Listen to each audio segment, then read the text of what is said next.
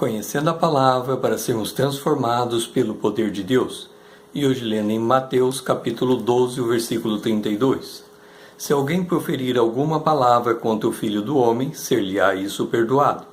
Mas se alguém falar contra o Espírito Santo, não lhe será isso perdoado, nem nesse mundo, nem no porvir. Estamos no segundo ano do ministério de Jesus. Este é um ano de grande popularidade. Jesus cura um endemoniado, cego e mudo. Uma grande questão acerca de sua autoridade se levanta entre os fariseus.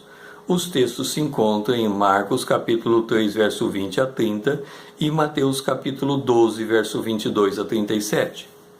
Este é um texto de difícil exposição. A primeira razão da dificuldade está na atitude de quem lê o texto. Antes de compreender do que se trata o assunto, a pessoa já quer fazer para si uma aplicação pessoal, se deixando levar pelo medo de não ser perdoada, tomando por base a circunstância em que vive e seu possível distanciamento de Deus. O correto procedimento para com o texto das Escrituras é primeiro entender a intenção do autor e o contexto para depois fazer uma aplicação pessoal. O que temos diante de nós é um cenário em que há uma manifestação do poder de Deus. Surge um endemoniado, cego e mudo, e Jesus o cura, passando a falar e a ver. Este está em Mateus capítulo 12, o verso 22. Não podemos nos esquecer que Jesus, mesmo sendo filho de Deus, esvaziou-se de sua divindade para fazer-se filho do homem. Está em Filipenses capítulo 2, verso 7. Como Jesus realizava milagres, então, ele foi gerado pelo Espírito Santo. Está em Lucas 1:35. Ele era cheio do Espírito Santo. Está em Lucas capítulo 4, verso 1. Ele operava no poder do Espírito Santo. Está em Lucas capítulo 4, verso 14. Ele tinha sobre si o poder do Espírito Santo para curar. Está em Lucas capítulo 5, verso 17. E João, testemunhando acerca de Jesus, declarou que Deus não lhe dera o Espírito por medida. Está em João capítulo 3, verso 34. Em resumo, Jesus, em seu ministério terreno, mesmo sendo filho de Deus e sua expressa imagem, operava no Espírito Santo. E por essa condição peculiar de seu ministério que podemos compreender o que Jesus disse. Está em Mateus capítulo 12, verso 32. Ouça: se alguém proferir alguma palavra contra o Filho do Homem, ser-lhe-á isso perdoado. Isto porque tudo quanto fizeram contra Jesus resultou em sua crucificação, ocasião em que perdoou aqueles que não sabiam o que faziam contra ele. Está em Lucas capítulo 23, o verso 34. Entra nessa categoria a humanidade em geral, que desconhecendo quem de fato é Jesus, tende a desprezá-lo, não o reconhecendo como Deus e proferindo palavras depreciativas contra Jesus.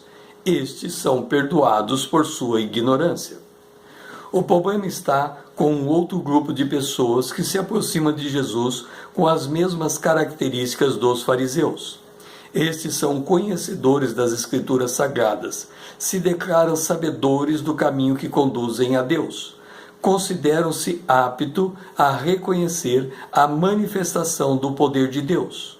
Contudo, mesmo diante de todas as evidências, tecem acusações como esta. Ouça, está em Mateus capítulo 12, o versículo 24. Estes não expele demônio, senão pelo poder de Beelzebu, maioral dos demônios. Com esta acusação, estão a declarar que Jesus não tem sobre si o Espírito Santo. Esta é uma acusação gravíssima. Jesus, para os trazer à razão, conta-lhes 3 parábolas: a do reino dividido, a da casa dividida e a do homem forte armado. Jesus demonstra com isso que se o reino de Satanás está dividido, não poderá subsistir. Está em Mateus capítulo 12, o versículo 26. Para concluir, ouça, está em Mateus capítulo 12, o verso 28. Se, porém, eu expulso o demônio pelo Espírito de Deus, certamente é chegado o reino de Deus sobre vós. Esta palavra se conecta com o início da pregação de Jesus. Ouça, está em Marcos capítulo 1, versículo 15. O tempo está cumprido e o reino de Deus está próximo. Arrependei-vos e crede no Evangelho. Ou seja, Jesus está a advertir o inconverso ou impenitente, o que não se converte, o que não nasce de novo, nunca há um filho de Deus.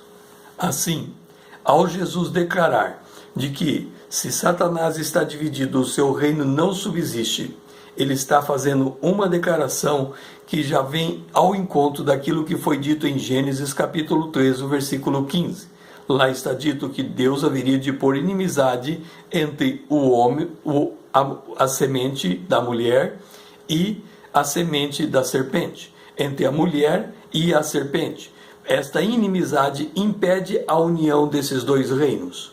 Por outro lado, ao Jesus declarar de que se ele está expulsando demônios pelo Espírito de Deus, então o reino é chegado, o reino de Deus é chegado. E se o reino de Deus é chegado, todo aquele que crê, ouve, se arrepende, nasce de novo, se torna uma criatura. Esse entra para o reino de Deus, está fora desta palavra que Jesus declarou acerca dos impenitentes. O meu nome é César, usando da internet para compartilhar a palavra de Deus.